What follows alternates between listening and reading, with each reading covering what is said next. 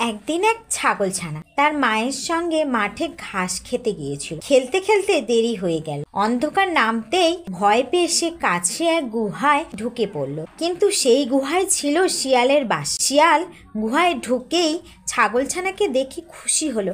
আজ তো মজা, আমার রাতের খাবার এসে নিজেই ফাঁদে ঢুকেছে। ছাগলছানা ভয়ে পেলেও বুদ্ধি খাটাল। সে জোরে বলল, আরে আমি তো সিংহ মহারাজের দ্রুত, উনি আসছেন একটু পরে, আমি আগে গিয়ে গুহায় বসে আছি। শিয়াল কেঁপে উঠল। সিংহের নাম শুনেই তার মাথা ঘুরতে লাগলো। ভয়ে ছাগলছানাকে ছেড়ে দিয়ে দৌড়ে পালালো। শিয়াল পরে গিয়ে সব কথা সিংহকে বলল। সিংহ হেসে বলল, বোকা, ছোট্ট ছাগলছানা তোমাকে ঠকিয়েছে, চলো আমরা মিলে তাকে ধরি। তারপর শিয়াল আর সিংহ দুজনের লেজ একসাথে বেঁধে নিল, যাতে শিয়াল পালাতে না পারে। একসাথে গুহার দিকে চলল। কিন্তু গুহার কাছে পৌঁছাতেই বড় বড় পাথরের ফাঁক গলতে গিয়ে তাদের লেজ আটকে গেল। ছাগলছানা দূর থেকে এই দৃশ্য দেখে হেসে উঠল, হা হা হা। যারা বুদ্ধিকে তুচ্ছ করে, শুধু শক্তির দম্ভ দেখায়, শেষমেশ তারাই ফাঁদে পড়ে।